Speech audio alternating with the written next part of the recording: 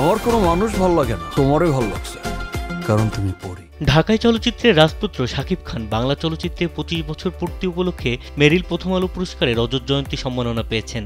এছাড়া তার অভিনীত তুফান সিনেমার জন্য পেয়েছেন সেরা চলচ্চিত্র অভিনেতার পুরস্কার। এই কৃতিত্বের প্রশংসা জানাতে সামাজিক মাধ্যমে ভক্তদের সাথে প্রাক্তন দুই স্ত্রীর পক্ষ থেকেও এসেছে প্রকাশ্য অভিনন্দন।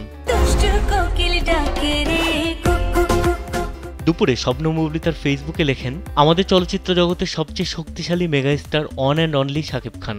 বাংলা চলচ্চিত্রে 25 বছর ধরে যিনি অবদান রেখেছেন। মেরিল প্রথম আলো পুরস্কার থেকে বিশেষ সম্মাননা পাওয়ায় অনেক বেশি অভিনন্দন। এই পোস্টে দেখা যায় বুবলী নিজে গর্ব নিয়ে সাবেক স্বামীকে স্বীকৃতি দিচ্ছেন, যা অতীতে তাদের সম্পর্কে দেখা শীতলতার চিত্র থেকে অনেকটাই ব্যতিক্রম। শাকিব ও বুবলীর একটি পুত্র সন্তান রয়েছে, শেহজাদ খান বীর। স্যান্ডেলিনা সো রূপচর্চায় আভিজাত্য। এর কিছুক্ষণ পরে অপু বিশ্বাসও একটি পোস্টে যোগ দেন এই প্রশংসার মিছিলে। তিনি শেয়ার করেন শাকিবের পুরস্কার গ্রহণের একটি মুহূর্ত, যেখানে ক্যাপশনে সংক্ষেপে লিখেন, অভিনন্দন মাই কিং শাকিব খান। অপু ও শাকিবের সম্পর্ক নিয়ে অনেক জলঘোলা হয়েছে এক সময়, তবে তাদের সন্তান আব্রাহাম খান জয়ের কারণে এখনো রয়েছে এক পারিবারিক বন্ধন। নেট দুনিয়ায় এই দুই পোস্ট ঘিরে চলছে মজার মিশ্র প্রতিক্রিয়া। কেউ বলছেন পুরনো প্রেম কি কখনো শেষ হয়, আবার কেউ কৌতুক করে মন্তব্য করছেন শাকিব খান এখন ঢালিউডের একমাত্র সুপারস্টার নন, ডুয়েল কিং।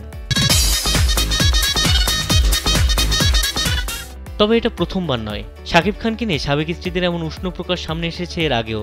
যখনই শাকিব কোনো বড় সাফল্য অর্জন করেন বা আলোচনায় আসেন, তখনই দুই প্রাক্তনের পক্ষ থেকে আসে পরোক্ষ বা সরাসরি বার্তা। কিছুদিন আগেও তুফান সিনেমার আন্তর্জাতিক সাফল্যের সময় বুবলী দিয়েছিলেন শুভেচ্ছা বার্তা, আর অপু জয়ের মাধ্যমে জানিয়ে দিয়েছিলেন নিজের প্রশংসা।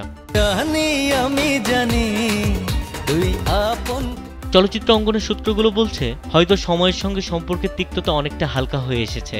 সন্তানদের ভবিষ্যৎ, সম্মিলিত স্মৃতি আর শাকিবের চলমান সাফল্য হয়তো তাদের মধ্যে নতুন এক সমঝোতার জায়গা তৈরি করেছে। এদিকে আসছে কোরবানির ঈদে মুক্তি পাচ্ছে শাকিব খান অভিনীত তাণ্ডব সিনেমা।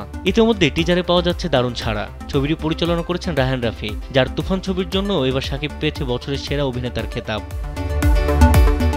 তৌফিক মেজবা, কালবেলা।